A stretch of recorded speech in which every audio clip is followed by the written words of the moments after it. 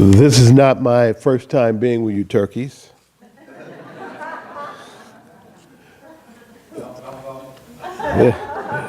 Therefore, I was well aware that I would be overdressed for being with you. However, I was in San Diego on Sunday of last week, and my grandson, I flew out there because my oldest grandson got to play Simba the Elder in The Lion King. And Daddy's daddy had to be, I have 4 sons, and so Daddy's daddy had to be in the audience. And afterwards, he gave me this bow tie. So, and when my wife saw it, she said, "You don't usually wear things that bright." And I said, "Well, I also don't usually have things given to me by a grandchild." So,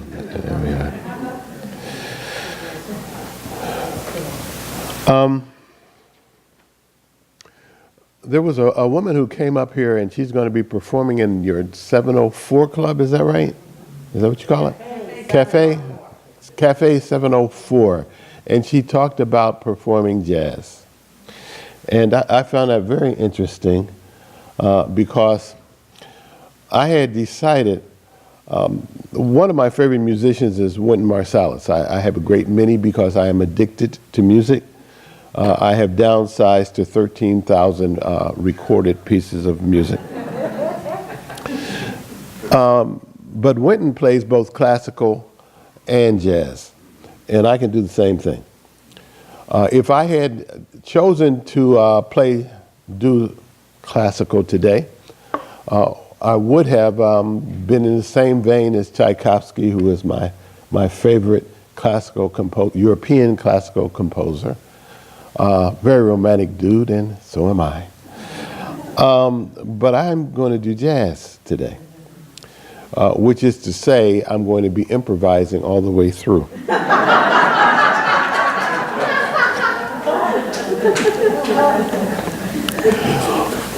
Years ago, I was introduced as Reverend Dwight Wilson, which there's some people who will never move past that, and it's fine with me. I don't care. I became a minister just before I turned 18. And in my hometown, in everybody's mind, I'm Reverend. But that was as a Baptist. I went back to our traditional faith, and that is Quaker, and I'm Quaker. And we don't use any titles whatsoever. We don't use doctor. We don't use Mr. My mama named me Dwight, and even though I would have given a child a better name than that,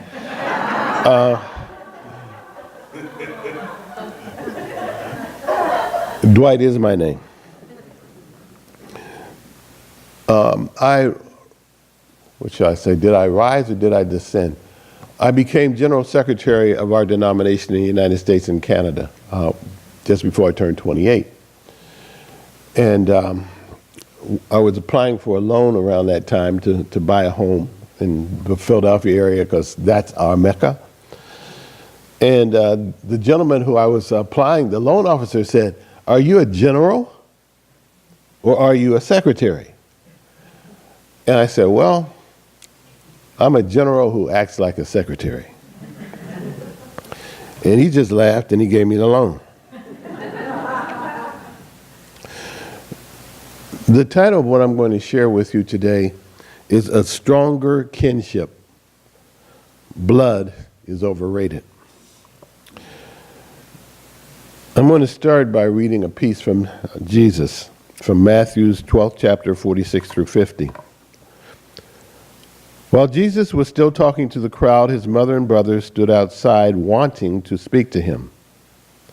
Someone told him, "Your mother and brothers are standing outside wanting to speak to you." He replied to him, "Who is my mother, and who are my brothers and sisters?"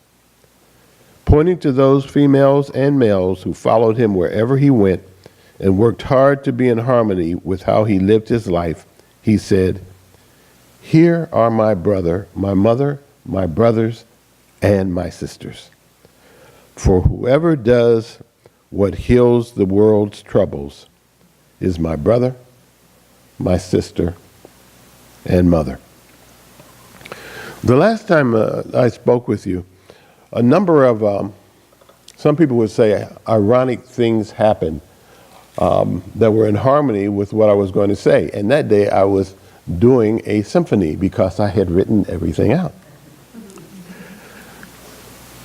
Today, a number of ironic things happened, not only the jazz piece, but that piece that was played by the Japanese composer was astonishing for me. Because I used to be a haiku master. I was a haiku master for over 20 years. Then on my birthday, I would have such music being played while I gave a recital of my poetry. My haiku, and I've had haiku published all over the world. And one haiku that is especially near to my heart is one that I wrote at Oakwood Friends School.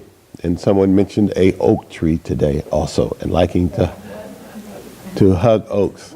I just put an oak tree on my Facebook page as my background this morning before I came here. So before I flew out to San Diego, I went to a reunion at Oakwood Friends School, where I went after I was General Secretary of Friends General Conference. Some of you may know something about Quakers. People talk about herding cats being difficult. Herding cats is a joke compared to being a leader for Quakers. Because there you are herding squirrels.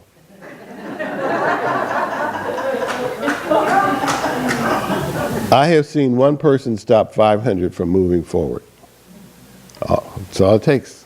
It's just one not being in harmony. So for 7 years, I had this leadership position. 6 years, I had this leadership position among Quakers. First and only black in history to lead Friends. And that was a difficulty in and of itself for many people who had never had a black leader and still have not had a black leader. Having to deal with people when you can't move forward unless it's a unanimous decision, when a committee can be working for a year and a half, bring forward their findings and have somebody who just showed up that day vote against it, and you can't move forward. So when I knew it was probably time for me to move on down the road was I was with one of our regional leaders, and we were walking to lunch in the city, and he said to me, "Dwight, people don't trust you." That's not an easy thing for somebody to deal with. But he was a friend, and I figured that he was telling me this for the good. And I don't know if I asked him why, but he explained why. He said, "You talk to other Quakers." Now we're divided into 5 different groups that I can count. It's okay to talk to somebody who is Buddhist or Methodist even, or whatever, but not to the other Quaker groups. And to me, I don't honor artificial divisions. I do not honor artificial divisions. I don't care where they come from. So I go to Oakwood Friends School, I get off the merry-go-round. And I got off that merry-go-round. People thought I was going to go back to higher education. But instead, I took a job just as teaching and junior varsity basketball coach and dorm director. They say, you are ruining your career. It turned out that most of the students who were there were rejects. They had either been expelled from another school and they're getting another chance with us. Their fathers or mothers didn't want them. A parent may have died. A parent may be traveling around the world for her or his business. We had a lot of kids from New York City. We also had a lot of kids from, Woodstock. So we had problems, as they say in my hometown, we had problems, mammy. Problems and their mothers, to clarify that for you.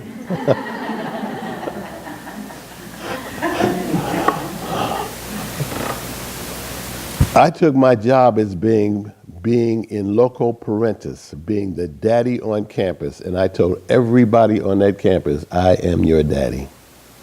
And most of the students were white, but there's a healthy contingent of Latinos and African Americans. When I went back there last week, over 40 of those who I had daddied came back. And it wasn't their celebration, because it wasn't their 25th or 30th or 35th, because they knew I was going to come. And come Father's Day, I'll get somewhere upwards of $300 or $400. Happy Father's Day.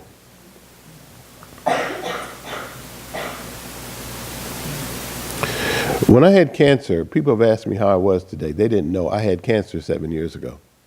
When I had cancer, so many of them came forward, because I told everybody. I mean, I'm not afraid to share the fact that I'm suffering, even as I will say, I just had another grandchild. And they came forward and they hooked me up with some of the best cancer specialists in the country. And some of them are doctors now too. I am more than a survivor. As one of my friends who is a physician said, at least we know that it won't be prostate cancer that will kill you. And he was laughing, and I laughed along with him. Something will kill me, but that won't be it. One should be concerned if it's like at the PSA is at a 4.0. I'm not going to get into, what shall I say, strict details. But mine was 12.8. It's now down to 0.1. That's not going to be what kills me. When the school that I was leading was in deep financial trouble, and they learned that, they gave thousands of dollars. We're talking about a stronger kinship. Some of you know that I have been appointed as the Interfaith Roundtable co-director. When I made the application, I've been retired. I took early retirement after I got the last child out of school 9 years ago. And here I am going back to work. And it's not because we need the money, because I don't even like money. It's because I want healing in our world. And the only way we're going to get healing in our world is for us to be willing to be vulnerable and to love people who don't have freckles and green eyes, and we're not born in Middletown, Ohio. It's the only way it's going to happen. So how do we bring about healing? We bring it about by loving everybody with whom we come in contact. They are our brothers. They are our sisters. They are our mothers. They are our fathers. And if you cannot live that, it's all right, but find a way to get there. So I wrote down quotes from a number of people who I respect greatly. I'm going to shuffle the cards, and I'm going to read whatever comes up, and that's what I'm going to speak on. Because that's what we do in jazz, don't we? But I will cheat and start with Buddha, because I know you all love Buddha. He said, I concentrate on what remains to be done, not on what has been accomplished. Now, for me to make a statement like that when I'm a genealogist, and I can go back to where all four of my lines were slaves. And with the white line, I can go all the way back to, you remember King Duncan, who was killed by Macbeth? Duncan was a direct ancestor. But I don't concentrate on that. I concentrate on where we need to go as a people. And who are my people? Not those with freckles and black. Not those from Ohio. Yes, I'm a Buckeye. Don't throw stones at me, you Wolverines. Those with whom the Holy Spirit brings me in contact. So on Monday mornings, I go to the hospital and I hold children, babies, who have cardiac problems. I know my weakness. I had 4 sons. I wanted a daughter every single time. They know that. They know that. I love them just the same. I did not send them back. I kept them. Then I had 2 stray grandsons. The one who gave me this tie and his brother. And then I had 2 granddaughters. And those girls, you know what I'm doing with them. They are. I don't like the word spoiled. But they know that they have a daddy's daddy. That's a fact. And they let me name both of those girls, too. Because they knew how much I wanted one. So when I'm holding the babies, whoever cries first is the one I'm going to hold. Now, I might want to hold a girl, but whoever cries first. I don't look to see what the race is. I don't ask the parents, are you a Democrat? Are you a Republican?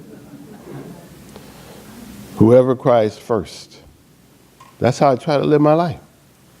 My favorite verse in the Bible, Psalm 103, verse 6. It's one of the few that I can quote directly. Yahweh, who does what is right, is always on the side of the oppressed. So whoever is on the bottom, that's where my heart is. So the first card that comes up is from Malcolm X.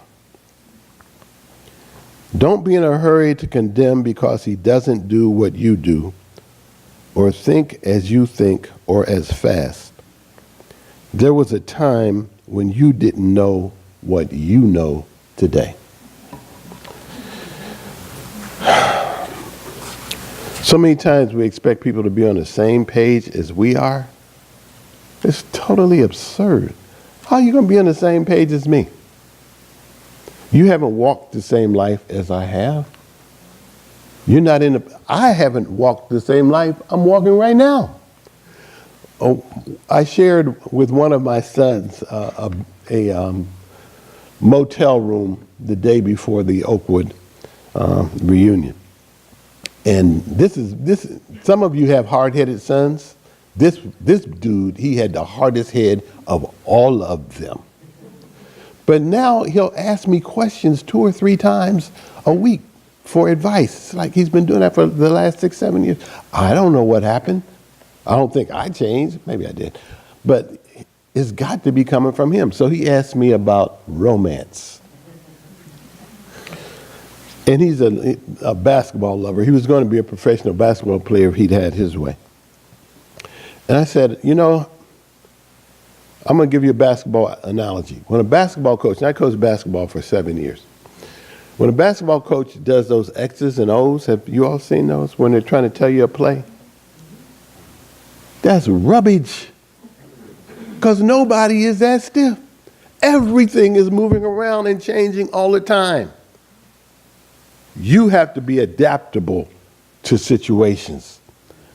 You cannot think that a formula is going to get you from point A to point B. The best way to get there is to listen to the Holy Spirit. And when you err in the favor of love. That's the best way to get there. Now, did he understand? Who knows? I gave the best shot I had. This is from Tecumseh. Live your life never allowing the fear of death to enter your heart. Live your life never allowing the fear of death to enter your heart. So why are you doing things? Are you getting better today because you're afraid you're going to die tomorrow? Are you not doing something because you're afraid that somebody is going to kill you or somebody is going to hurt you? Smile more, love more often, risk always. Where there is no risk, there is no love.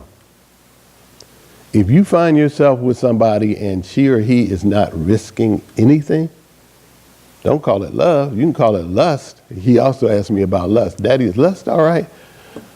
I said, I still lust for my wife, and she isn't complaining. I know that helped him.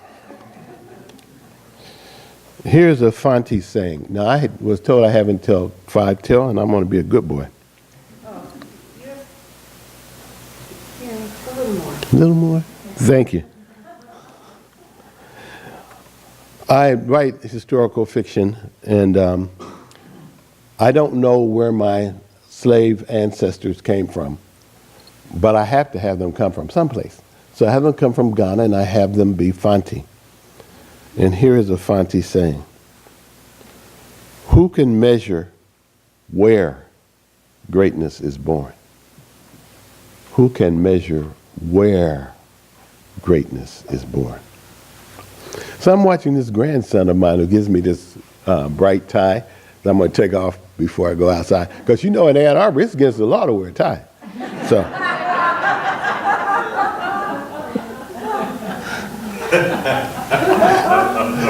The first time I went out there to see my grandson perform, he's supposed to be in a choir. And all the kids in his grade are in the choir. We cannot get him to go out on the stage. He will not go out on the stage. That's how scared he was. I was out there last year. He's in lower school then, and they put him in an upper school play, a Shakespearean play, and they gave him lines, and he did not drop any of his lines. I go out there last week, and he has the lead role. Who can tell where greatness is born? Even worse, who can tell where we are stifling somebody's greatness? Okay? How many people have incredible gifts and we don't even give them a shot to show it? I was talking to my older son yesterday, and I told him, I believe that the greatest jazz pianist, we'll go back to jazz, never touched the piano because she or he never had the opportunity to touch the piano. How can I see to it that I am seeding opportunity to everyone? And that's what I went to Oakwood Friends School to do, was to seed opportunity to everybody. I didn't know that those kids were rejects. But we were homeless for 7 years. The best house we ever had was living in the projects. I know that our society was willing and able to throw me away. I don't want to throw away anyone. So the last one is Mother Teresa. Now, just so if you were counting, half of these were women, half were men, but they just didn't come up today. But Mother Teresa is last, and that means she gets to be featured. We ourselves feel that what we are doing is just a drop in the ocean. But the ocean would be less because of that missing drop. We ourselves feel that what we are doing is just a drop in the ocean. But the ocean would be less because of that missing drop. So, my son was with me, the youngest one was with me, because he performed last week at Oakwood. He was born while we were there, while his mother and I were there.